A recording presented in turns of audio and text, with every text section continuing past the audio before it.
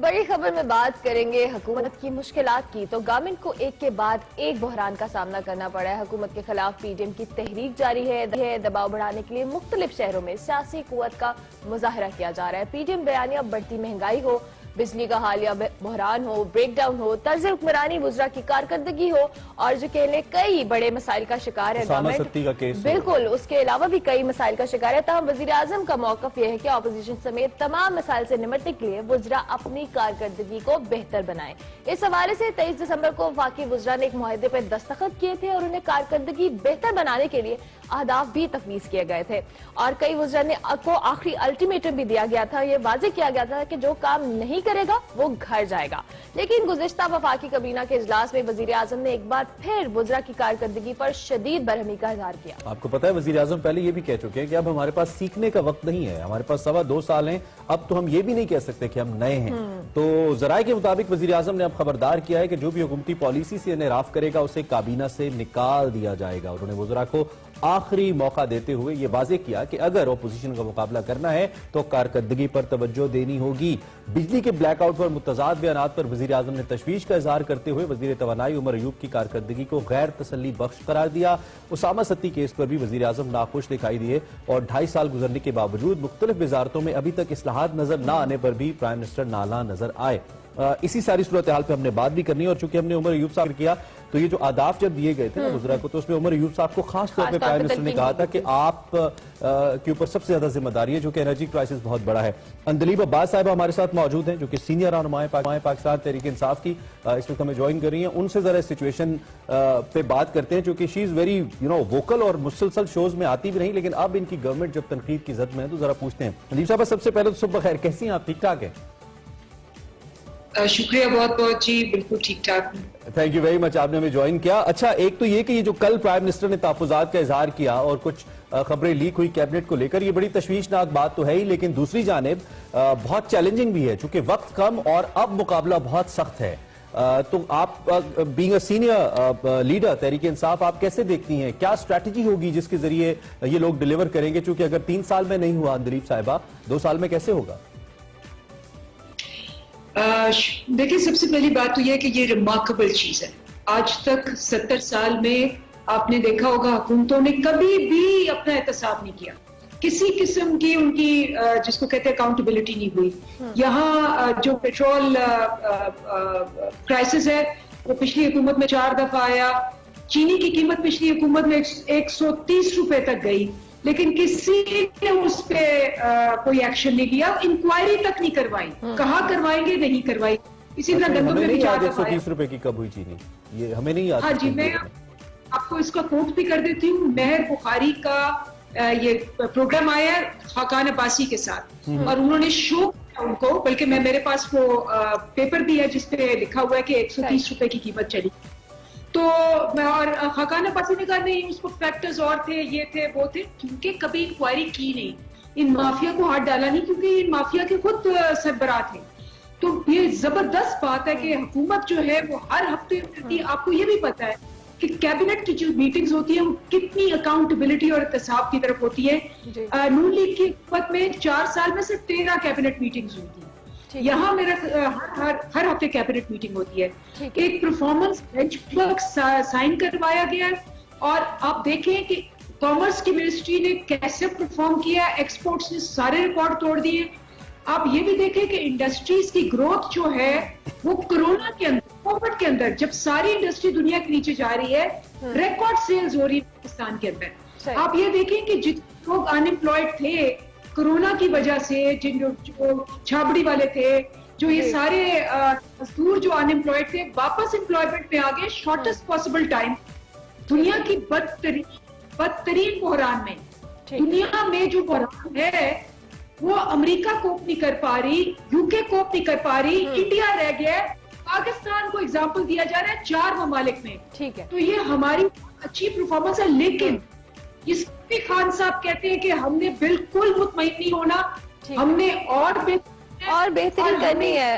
अंदलीब अब्बास साहिबा, चूंकि हमने इस हवाले से तो आप बता रही हैं, लेकिन अगर हम दूसरी तरफ देखें तो पीडीएम तहरीक के हवाले से अपोजिशन बज़ाहिर तो कह लें कि उन्होंने मुख्तलिफ शहरों में जलसे करी है, हुकूमत को टफ टाइम देने की कोशिश करी है, लेकिन हुकूमत ये मुसलसल मौक़िफ़ इख्तियार किए हुए कि पीडीएम की जो तहरीक है वो फ्लॉप हो चुकी है, हुकूमत को इससे कोई टेंशन कोई खतरा नहीं है, लेकिन इसके बावजूद अवामी मसाइल अभी तक नजरअंदाज हो रहे हैं। अपनी ज्यादातर तवानाइयां जो है अपोजिशन या पीडीएम को जो कह ले क्रिटिसाइज करने में जाया की जा रही है। क्या वजह है इसकी, क्यों अवामी मसाइल हल नहीं हो पा रहे उस तरह से? देखिए, बात नंबर 1, पीडीएम की मूवमेंट जो है वो उसका मतलब है पाकिस्तान डेड मूवमेंट, ठीक है ना। वो निकले थे जमहूरियत के लिए, पाकिस्तान डेमोक्रेटिक मूवमेंट, और सबको पता चल गया कि एनआरओ के लिए निकले। लाहौर जो उनका गढ़ है उस पे उनको जितनी बड़ी फेंटी पड़ी है लाहौरियों से, जितनी उनका मजाक उड़ा है और जितना उनकी एम्बेरसमेंट हुई है। उन्होंने कहा था लाहौर रेफरेंडम है या आर या पार, तो पार हो गए, पाश हो गए। अब रैलियों पे आ गए हैं जो एक सड़क पे होती है जिसमें ज्यादा तो आपकी डीएसएनजीज होती है, कुछ गाड़ियां उनकी भी होती हैं, और वो ट्रक पे खड़े होके बेचारे कोशिश कर रहे हैं कि किसी ना किसी तरह जी ठीक है, ठीक है। मैं दोबारा शायद हम लिंक करने की कोशिश करते हैं, एक सवाल अगर और कर पाए। सुन सकती हैं हमें अदलीब साहबा? ये जी कंप्लीट, ये ऑपोजिशन का काम होता है इकट्ठे होना। जी जी, ये इकट्ठे हुए अपने बात में, इसीलिए ये रह गए हैं। और हमारी तवज्जो ये है क्योंकि इनको पता है कि अगर पाकिस्तान चलना शुरू हो गया और आगे चल गया तो इनकी तहरीक और सब कुछ दफन हो जाएगा। अच्छा अदलीब साहबा, आपने चूंकि पहले अपने जवाब में कहा कि हमारी बहुत अच्छी कारकर्दगी है, अगर बहुत अच्छी कारकर्दगी है तो वजीर आजम किस बात पे नाला है मुजरा से? नंबर 1, बहुत अच्छी कारकर्दगी है तो पुलिस में इस्लाहत नजर क्यों नहीं आई? टैक्स रेवेन्यूज बेहतर क्यों नहीं हुए? सिवाय पिछले 3 महीने की लार्ज स्केल मैन्युफैक्चरिंग जो कि बेहतर हुई, आपने बिजली थोड़ी सस्ती की है, और कोविड की वजह से बाकी ममालिक की चूंकि बंद है मैन्युफैक्चरिंग, इसलिए हमें बेहतरी नजर आ रही है। अगर कारकर्दगी बहुत बेहतर है तो अब तक चीनी और आटे का बहरान क्यों डिस्कस हो रहा है? टैक्स रेवेन्यूज, टैक्स इस्लाहत क्यों नहीं हुई? ये जो बड़े बड़े आपके वादे थे उनमें से तो कुछ पूरा नहीं हुआ।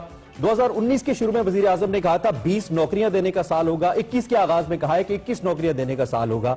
तो अवाम क्या समझे इस सारी सूरत हाल में? देखिए, आप खुद ही जानते हैं, एक तो मैंने ये नहीं कहा कि जी हमारी परफेक्ट कारकर्दगी, मैंने कहा हमारी कारकर्दगी बहुत बेहतर हो गई है, लेकिन इसमें बहुत बड़ी गुंजाइश है।